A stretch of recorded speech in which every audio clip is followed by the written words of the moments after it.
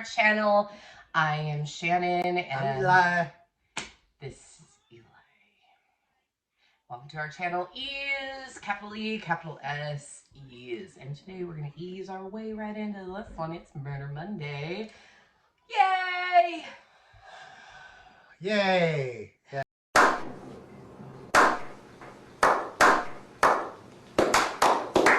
So excited! But before we do, if you could please hit that like button, subscribe to our channel, and turn on notifications so you know when we put out another video or go live. We have like 6 subscribers, not to brag, but You're counting? Okay. share Whatever. the video. All right. I think they're mostly our friends too, so. Hey, we have 6 friends? Fuck yeah. Holy crap. Better than we thought. Is it your friends or? Because, yeah. It is 100% my friends.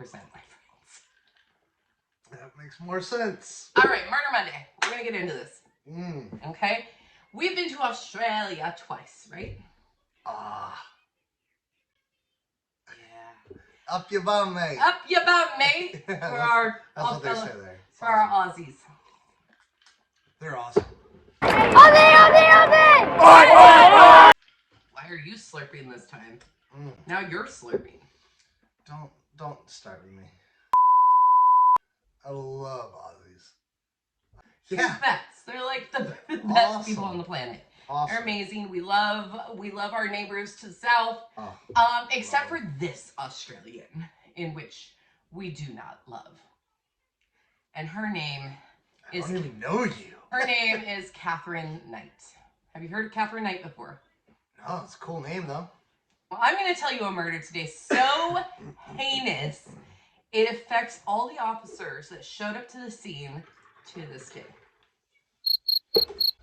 We're going to talk about Katherine Knight, the first Australian woman to receive a life sentence for murder at 49 years old. Gangster.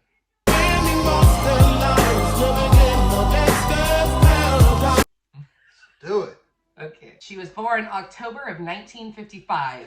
She was born and raised in Aberdeen, Australia.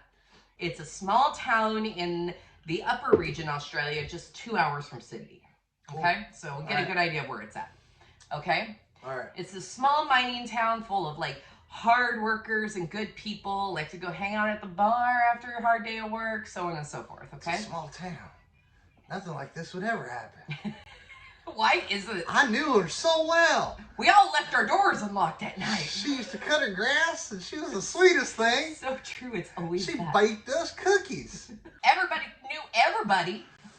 She loved the dogs. When people say, like, nothing bad ever happens here, like, yes it does, Barbara Sue. Yes it does. Sue, that was a good one. I like you. that. Barbara Sue. Stop. You're making me attracted to you again. In the 1940s, at the heart of the town was meatworks. So meatworks to Australians, slaughterhouse to us Americans, okay? Awesome. Okay? And that was kind of the central thing of this little town. The manager was Jack Roffin, married to Barbara Roffin. They had 4 sons. The scandal at the time was Barbara left Jack for another meat worker named Ken Knight. Then those 2 popped out 4 kids. Damn. And that's where Katherine comes in. She was a twin with her sister Joy. The only 2 girls. When Katherine was 2, Barbara's first husband died and then had to mommy 8 kiddos. So she fucking hated it. It said that the family moved around a lot, never had a stable home. Katherine was close to her twin, but didn't have a lot of friends. She had a terrible temper, but she was also very shy growing up. Barbara, of course, beat the kids. Because, you know, it was the 50s and everybody beat Like their the wall children. song, you know? Go home. Beat the kids. Yeah, I mean, that was sign of the times back then, unfortunately, right? It was also alleged that Ken was often violent with Katherine's mom, Barbara, and would even rape her in front of the children. Damn, that's a whole other way of certain dominance. Holy crap, you beat them and rape them. Yeah. The children? Yeah. And as Katherine got older, she began to fight back, many times against Barbara and Ken. Katherine was also known to be quite the fighter at school or against her own siblings. At 15, she left school barely able to read and write, and at 16, she landed a job at the meatworks, cutting apart carcasses of dead animals. And she was real good at her job. Sounds like a dream job. So, anyways, she met Dave Collette sometime in the 70s, and they started hanging out at the local watering hole, at the local bar, okay? And it was her first partner, and she found out that, you know, she really liked sexy time with him. Let's talk about sex, baby. Okay. Yeah. They were said to be like this real interesting pair. One moment Katherine would be partying at the bar with Dave, and then the next moment she would get like extremely angry with him. Like people had seen them fight at the bar a lot. And on their wedding night, Dave woke up to Katherine choking him. She was angry because they hadn't had sexy time 5 times that day. Wait. Because they hadn't? Because they hadn't. Her mother had told her that's how many times a day you're supposed to be banging each other. Dang. Yeah. Damn! Anyways, Dave wasn't the most loyal husband, and Katherine knew it. Oh, well, that's why she's choking him. In July of 1976, 6 weeks after their first born child, Katherine tried to stab Dave with a broken beer bottle. Gangster. David left, found a new girl with his new girlfriend that he had been cheating on Katherine with, and right after the incident. Katherine was insanely jealous and lost her shit. She lost her shit. I don't think she ever had it. This is probably true. She was seen walking through town, swinging the baby carriage violently, screaming and yelling. Why is that funny? Because I'm picturing a lady walking through the town swinging a baby carriage. And just, There's a baby in there, you psycho! Sorry. Police were called, and Katherine was admitted to a psychiatric hospital and was just basically treated with antidepressants. And then they sent her home just like a couple of weeks later. She then placed her 12-week-old baby on the railroad tracks and walked away. Goddamn. Damn! Yeah. Luckily, a convenience store clerk had been watching her and got the baby off of the tracks just before a train came. In the meantime, she walked up to a house just up the road, went into the backyard and started swinging an axe above her head, screaming and shouting. She was admitted back into the psych ward, but checked herself out the same day. Well, I mean, if you're single, Like, what the fuck? you can. This person has children. Oh, 24 hours later, she shows up at another neighbor's house, stating her baby was sick and asked them to take the baby and her to the hospital. The family agreed and took the baby to the hospital, but Katherine left and went home. They go back to Katherine's house after the hospital visit, and Katherine was like very visibly irritated. The teenage girl had walked up to the door to be like, yo, take your baby, yo. And then Katherine takes a knife and started chasing the teenage girl off into the yard and slashed her face under a lemon tree. Then, I don't know why that's in the report or why it's under, who cares where the fuck it was? She slashed her fucking face. It's a lemon tree. I got stabbed into the lemon tree. I guess that does sound better, doesn't it, than being like, I got stabbed in a ditch under, you know. Then she takes the family hostage in their car and told them to drive to David's mother house with the intentions of murdering David's mother. They end up convincing Katherine to stop at a convenience store because their son was asthmatic and needed to get out of the car. Smart. Very, very smart. So Katherine lets them, Boy gets out of the car, gets the police. It took 2 police officers and the service attendant to calm her down and taken into custody. But she wasn't taken into custody. So they put cuffs on her, right? And they were going to take her into custody, but instead they took her to the psych ward again. I mean, I get it, but like, fucking arrest this woman, you know? Like, heavily medicate her, something. Damn. something. So she's sitting in the psych ward, and David hears that she's in there. He calls his mom, talks to her. They decide together that they're gonna go pick Katherine up, and they're gonna take care of her. By the way, David's girlfriend that he had been with at the time was pregnant, so he left the pregnant girlfriend to go get Katherine out of the psych ward. This just gets crazier and crazier. They moved back in. You can't make this crap up. You can't. Okay. They moved back in together in another town and started their relationship back up. Katherine was also abusive to her kids, often holding their hands under hot tap water, which David's sister witnessed herself. And so David's sister is like, dude, this isn't fucking right? Yeah. And then David's like, no, it's fine. You know, she just don't piss her off. You know, you don't want to get murdered. You don't want to get killed. You don't want to get hurt. So don't piss her off. Don't say anything. Jesus. By 1979, David found Katherine in bed with another man. Katherine What the fuck? This should be on What the Fuck Wednesdays. Oh, God. So she convinces David to give her another chance, but her rage and her mood swings they just got worse. They just got worse and worse. Sorry, my shoulder hurts, so I don't know what's going on here. I'm fine. Okay.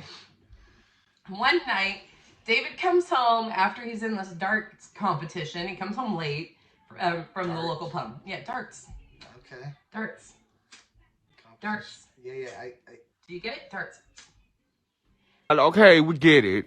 He comes home late, walks through the door. Katherine's pissed and caves in his head with the back of a skillet. Damn! But he lives. He didn't die. No, he crawls and straggles his way to the neighbor's house. And police were called. David goes to the hospital. He spends a week in the hospital. Police are like, we want to press charges, right? Like, this is attempted murder. This is attempted murder. And David's like, no, it's fine. I'm fine. So they went back home, and the abuse from Katherine continued. The Aussies, man, they're fighters too, though. Well, and to be a man to admit that a woman's been abusing you in that time of day, even nowadays, I was gonna say, what are you talking about? Yeah, men, you know, that's not a manly thing. Here's the thing. David would wake up in the middle of the night often with Katherine threatening him with a knife. She had a huge knife collection from her butcher days. She would even hang them above the bed. Dude, that's... So she would threaten him with these knives, accusing him of cheating constantly. And then one day, David wakes up and poof, Katherine's gone. All of her stuff was gone. The kids were gone. She was gone, gone. So he was kind of like, sweet, right? Dodged the bullet there. Yeah. Katherine went back to Aberdeen with the 2 kids and met a new man, Dave Saunders. Okay. Dave was a hard worker as well, and a hard-talking man, you know, true Aussie man. Katherine and the 2 kids moved in with him, but guess what? She started abusing him too. So she would hit him with an iron, swing him around a few times, so many things. So many, I don't have time to tell you. He he had marks on his face. At the beginning of this, I'm thinking, oh, she's some pretty little thing. Now I'm like, this chick is no. They said that when she would go into her rages, it was like she had superhuman abilities. Like she would just she could throw a man. You might ask, why did they stay? Well, apparently, no. It was the pussy. Oh, she got the good... Let's talk about sex, baby. Snap. She got the good snap. Wow. Park that Big Mac truck right in this little garage. That's literally what they told the police. Then they said, why did you stay? They were like, she was good in bed. Crazy bitches. After one fight where David was threatening to leave Katherine, Katherine ran outside, grabbed David's dog, and slit the dog's throat right in front of him. Fucked up. After that, he tried leaving Katherine, moving in with different friends, but Katherine refused to let him go. We got a clear, boys. We got a stage 4 clear. A stage 5 clinger. In June of 1998, they had a baby girl. Can people please stop breeding? Please. I'm begging you. When you get the good snap. At one point, he tried leaving her by telling everyone he was just going to go on this work trip and totally moved to another town and got a totally different job. Get off the island, bro. Katherine, at this point, found some random guy. She was in this short relationship with him, but she did get pregnant again. And had a son in 1991. She then left him 11 months later and found a new dude.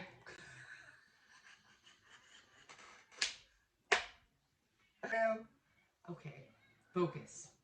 I'm trying, but this is hilarious. So she finds a new guy, right? John Price in 1993. John was just like the others. He was a hard worker, hard talker, loved to drink and have a good time. Initially, the relationship was pretty good. Like, people thought, this is it. Katherine finally found the one. But of course, Katherine had to fuck that up. Yeah, sure. That's what I was thinking. She beat him up a few times. Tried to stab him, so on and so forth. Just, you know, the usual Katherine stuff. Katherine wanted to marry John, but he told her that he was only in it for the sex, and she ought to get used to it. Damn. See, damn! You can imagine how Katherine responded. Katherine couldn't let it go. One day, she found John's will and saw that he left nothing to her, but left everything to his kids and ex-wife. This pissed Katherine off so bad that she took a video recording of a first aid kit from John's work that was probably worth no more than $20, and then sent that to his boss and got him fired for stealing. Yet, he stayed with her. Did he know she did that? Yep. And she must have had some good nanny, because there's no way. She convinced him to stay with her. How? And in 1999, John even tried to get a court order secretly behind Katherine's back to stay away from him. But he found out that it would take 3 weeks, and Katherine found out about this. This, of course, made Katherine angry. And what happened next is absolutely crazy. What's crazier than what she's been doing? Okay. Let me tell you. I knew I'd start her. The right stuff. Okay. One day she puts on this little black nightie, comes over to John's place, and seduces him into sexy time. The next day, John doesn't show up for work, and he had been telling his coworkers what was going on at home. So everybody at work got like they all knew. They got real worried, right? So like, they call the police. Yeah, they call the police. 2 police officers show up at the house, knock on the door, nobody answers. With everything that the workers had been telling the police, they decide that they're gonna kick down the door. So they do. They kick down the door, the back door, and instantly see in the hallway something hanging from the ceiling from a butcher's hook. And they thought it was a blanket or like a curtain or something. It's the skin. Well, hold on. The police, so one of the police officers takes it and he pushes it aside with his left hand, and he immediately notices, oh my God, there's blood on my arm. And he's like, oh, that must have been from me kicking in the door, right? So they continue down the hallway and they see just a ton of blood everywhere on the walls, on the floor, on the ceiling, and then they make it into the lounge and they see a torso, a skinned torso. Told you! She went all Predator on his ass. So Did she hang him upside down, though? They realized that what was hanging in the hallway was poor John's skin, missing its head and genitals. Damn! Officers are obviously very not okay. They're not okay. They're fucking not okay. They're like, what the hell? They're fucking not okay. They go into the kitchen and they see a pot on the stove. Oh, she was cooking it? They open the lid and there's John's head staring directly I think I'm at sick. them. And right next to the pot on the kitchen counter were 2 plates, and it's going to get weirder, were 2 plates with meat and vegetables on it. I think you can guess what the meat was.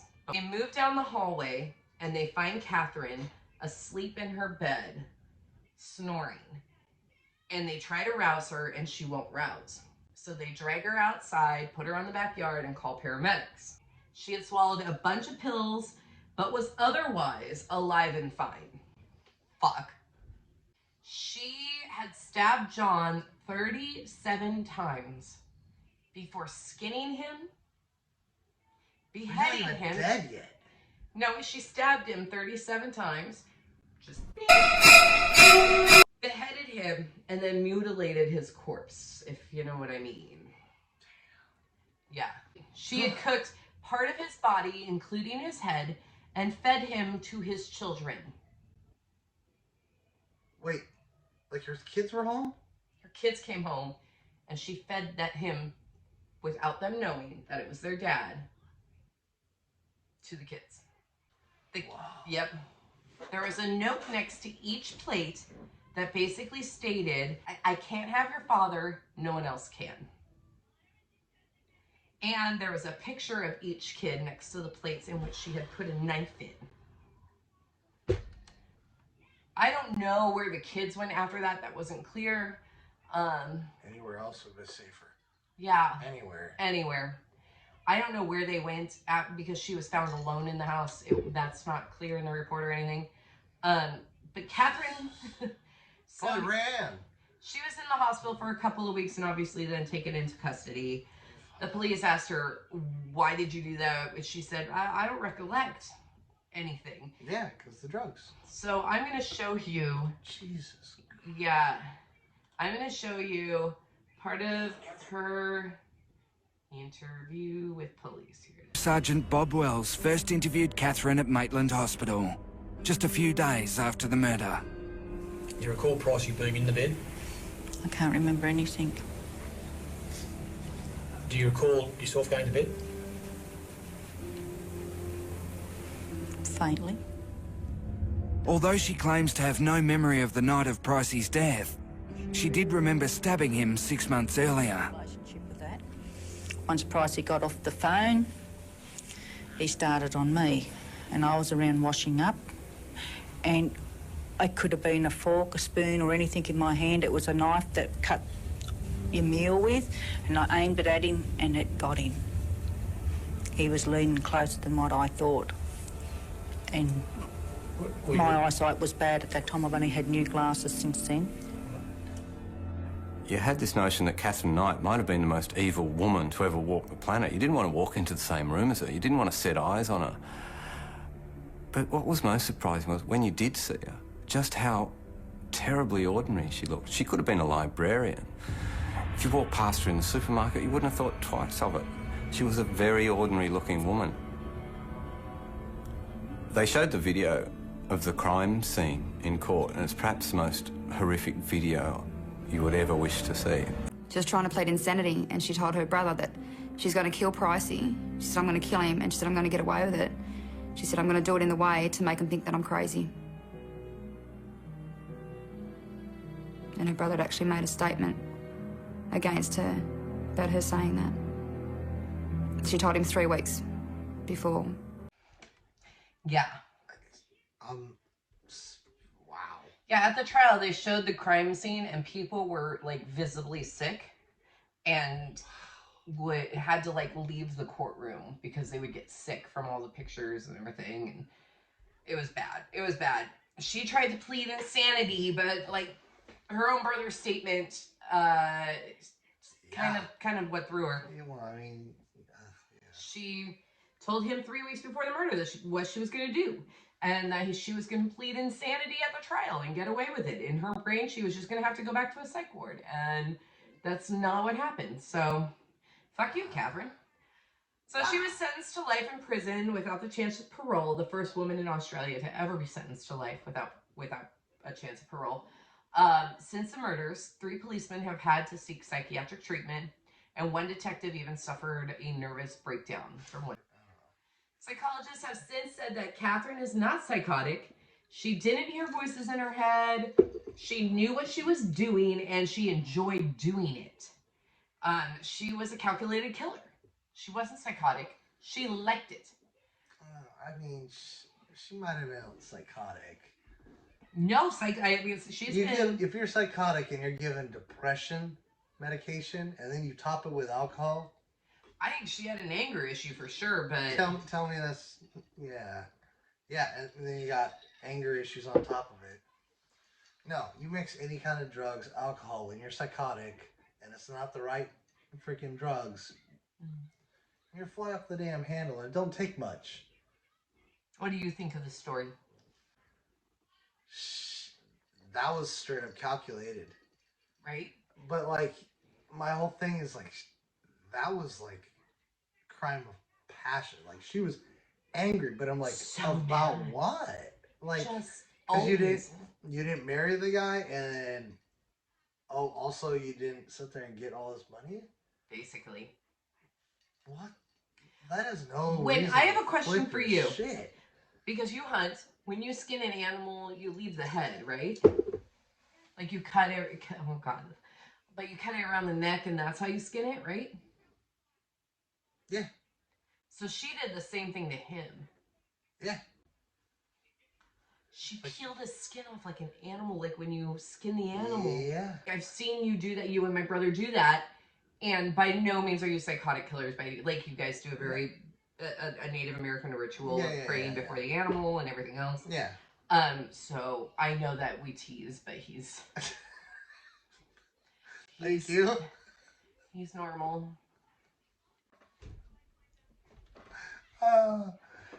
She's like the Jeffrey Dahmer of Australia. Well, I mean, she didn't eat it. She made the kids, which is and what's funny is, like, you know that the kids ate this, but you don't. And kids have. What choice did they have? She had it on the dinner table with a knife stuck with a letter. It's like, I eat this or I end up like him. Right. And what's funny is the kids have done interviews since all of this, but they don't. They're fucked for life. Yeah, they don't ever answer questions about that part of it. Nor do they mention where they went after their meal. So I think they probably went to the neighbor's house because the neighbor's been interviewed a lot. Probably went out back, puked. Well, they didn't know they were eating their dad until after. They thought that it was just a meal she had served, and she put in, like, she had done weird shit for so long that this was probably pretty normal in their world. Oh, Jesus. Of her. Oh, man, there's nothing normal with this woman. That's nuts. Yeah. Like, isn't that insane? I mean, she had quite the tumultuous childhood. That's psychotic. I'd love to get your mom's like opinion on it because she's a therapist. Yeah. She's a social That's worker. why I know it's psychotic. God. What a story. It just got crazier and crazier. And she should have been locked away long before this was ever able to happen. You know, well, like there were so many chances for the police to... kept playing the card. Yeah. Because she's good at it. She was obviously a very good manipulator. Obviously. Most And most psychotic psychotic. are. I agree with you. I think she's probably psychotic. I think she needed to. They needed to have a psychologist say that she wasn't psychotic so that they could give her a life sentence, because Australia isn't quick, unlike America, to give life sentences. I mean, well, that was our story for Murder Monday. that was the best one Thanks. so far. I'm just saying. It's gonna get better and better. Like, murder's not good, people. But I'm just saying that was the most climatic one you've told me. That was crazy. Well, I'm glad that you all could join us today. Thank you, friends, for being here. We appreciate you. We appreciate our daughter for editing all of our videos. Sorry the last one was late. It was because I had to be in charge for a little bit because she had to do homework and, you know, be a kid. So that's why that video was late. And I had some downloading problems in which I ended up having to ask her for help anyways. So yeah, join us Wednesday because it's going to be What the Fuck Wednesday and you're in store for some crazy videos. I've got a crazy That's hard to top that one. No ball lightning and that shit. Too right. It's not ball lightning. Thank you for joining us. Please come back on Wednesday. Hit that like, subscribe, and turn on your notifications. We appreciate you all. Thank you for coming. Have a great night.